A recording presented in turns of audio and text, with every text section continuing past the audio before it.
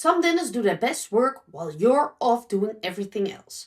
This is slow cooker beef stroganoff. You spend about 10 minutes loading the pot in the morning, go live your day, and come home to tender beef in a rich creamy sauce. No canned soup, no standing at the stove at 5 p.m, just real flavor, made the easy way. And here's what goes in.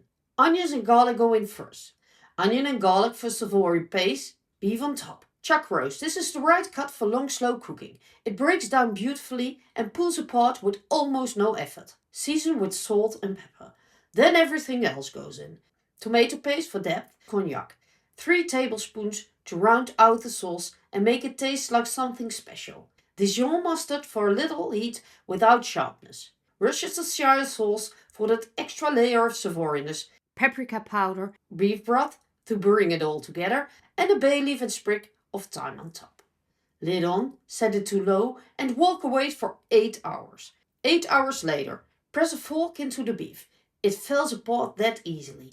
The sauce is dark, savoury, and already smells incredible.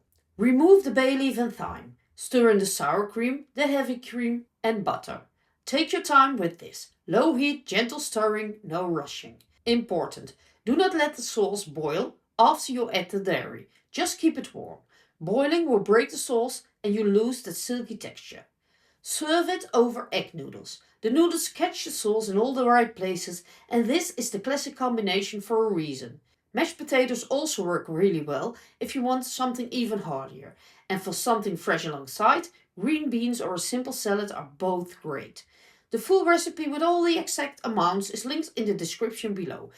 If you found this helpful, give it a thumbs up. It really makes a difference. And subscribe if you want more easy weeknight recipes like this one. See you next time!